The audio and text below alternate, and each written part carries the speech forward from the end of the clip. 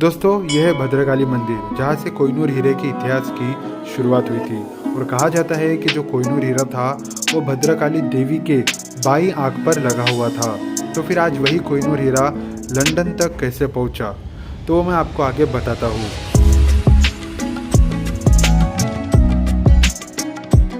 तो दोस्तों, मेरे पीछे आप देख रहे हो, यह है भद्रकाली मंदिर। और इधर शायद अपना मोबाइल अलाउड नहीं है, तो मैं आगे की जो वीडियोज़ है वॉइस ओवर करके बनाऊंगा, ठीक है। देवी भद्रकाली जो कि पार्वती देवी का ही एक रूप है। इस मंदिर की बात करूँ तो इसे आज से करीब साल 625 में बनवाया गया था। मतलब ये मंदिर 1400 साल से भी ज़्यादा पुराना है। साल 625 में इस मंदिर को चालुक्य डायनेस्टी के राजा पुलकेशिन द्वितीय ने बनवाया था। बाद में जब काकतीय डायनेस्टी ने यहाँ रूल किया तो तब उन्होंने माँ भद्रकाली को अपना कुल देवता बना लिया। ऐसा माना जाता है कि काकतीय डायनेस्टी की योद्धा रानी रुद्रमा देवी अक्सर इस मंदिर में दर्शन करने के लिए आया करती थी। ये मंदिर देवी भद्रकाली की एक ही पत्थर पर बनी नक्काशी के लिए प्रसिद्ध है और तेलंगाना में एक प्राचीन और महत्वपूर्ण स्थल है। और अब बात करते हैं कोहिनूर हीरे की। तो कोहिनूर हीरा सबसे पहले 13वीं शताब्दी में आंध्र प्रदेश के कोल्लूर माइन में पाया गया था और तब यहाँ काकतीय डायनेस्टी का राज हुआ करता था। तो इस कोहिनूर हीरे को काकतीय डायनेस्टी के राजाओं ने भद्रकाली माता के दाई आंख में लगवाया था। लेकिन फिर बाद में साल 1310 में अलाउद्दीन खिलजी का जो जनरल था मलिक कफूर, उसने भद्रकाली मंदिर पर हमला किया और कोहिनूर हीरे को लूट लिया। फिर बाद में यह कोहिनूर हीरा दिल्ली सल्तनत के खिलजी, तुगलक, सैयद और लोधी वंश तक पास होता रहा।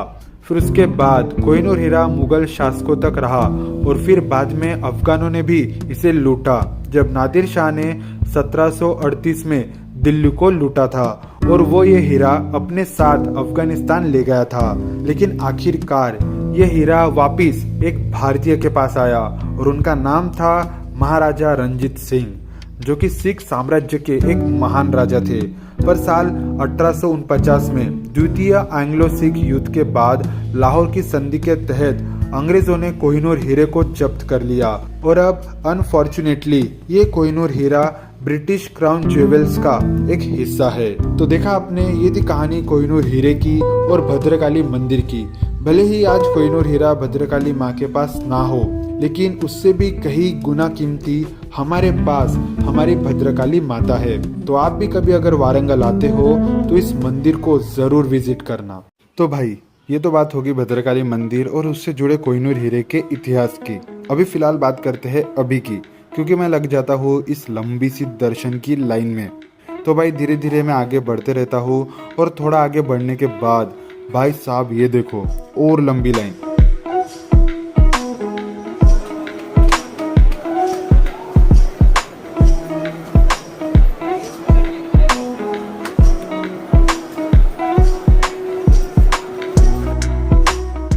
तो भाई यहाँ से भी आगे धीरे धीरे बढ़ते हुए फाइनली मैं पहुँच जाता हूँ भद्रकाली माँ के मूर्ति के पास। और भाई जब मैंने पहली बार भद्रकाली माँ को देखा तो मैं उन्हें देखता ही रह गया और ऑटोमेटिकली मेरे दोनों हाथ उनके सामने जुड़ जाते हैं।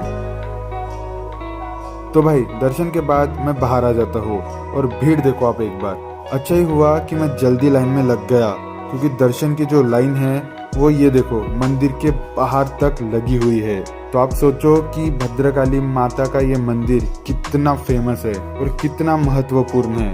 मंदिर से बाहर निकलने के बाद थोड़ी दूर आगे जाकर मुझे ये स्वतंत्रता दिन की तैयारी देखने मिलती है।